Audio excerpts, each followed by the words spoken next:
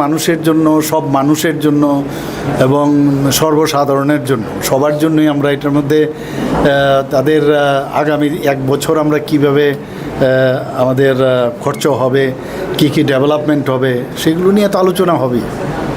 Sir গতকাল very মুশকিল, এখনও তো বাজেট তো পেশ হয়নি না। বাজেট পেশ হোক, তারপরে দেখা যাবে। না, এটা কি করে বলবো, এখন বলা মুশকিল। আগামী 16 তারিখ স্যার বাজেট। না, আমি তো বলবো সবাই ওনাকে সাপোর্ট করা উচিত, কারণ এক তো জনজাতি গোষ্ঠীর একজনকে দেওয়া হয়েছে এবং বহুদিনের পুরনো এই রাজনীতির সাথে জড়িত প্রাক্তন মন্ত্রীও ছিলেন। কাজেই আমার মনে হয় সবাই ওনাকে সাপোর্ট করা উচিত। যেটা দিলেন উনি, অত্যন্ত আজকে খুব ভালো লাগলো যে উনি বাংলাতে কিন্তু ভাষণটা দিয়েছেন। তো আমাদের কাছে একটা নতুনত্ব লাগলো।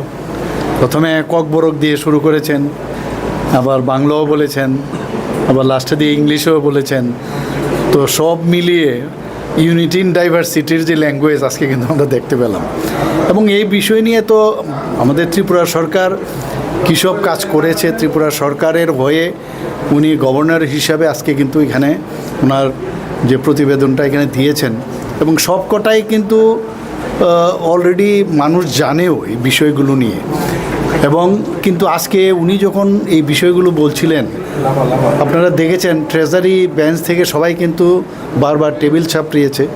অর্থাৎ এত কাজ এই গভর্নমেন্ট করেছে, এবং লাস্টে দিয়ে উনি বললেন আমি মেইন কথাগুলো খালি বললাম, বাকি এত কাজ এই সরকার করেছেন যে সময়ের কারণেও এটা একটা সমস্যা হয়। তো যাই হোক, উনি বলেছেন বই আছে, তো বিস্তারিত আলোচনা আমাদের হবে আগামী দিনে, এর উপর ডিসকাশন হবে। বিরোধীদেরও সুযোগ থাকবে এই বিষয়ে আলোচনা করা।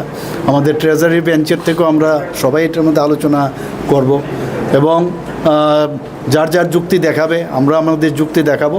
কিন্তু সর্বসাকুল্যে আমার মনে হয় খুব ভালো ওনার যে বক্তব্য আজকে উনি বিধানসভায় দিয়েছেন। স্যার, আপনি দায়িত্ব না, বাজেট তো হয়ই সাধারণ মানুষের জন্য, সব মানুষের জন্য এবং সর্বসাধারণের জন্য, সবার জন্যই আমরা এটার মধ্যে তাদের আগামী এক বছর আমরা কিভাবে আমাদের খরচ হবে, কি ডেভেলপমেন্ট হবে, সেগুলো নিয়ে তো আলোচনা হবেই।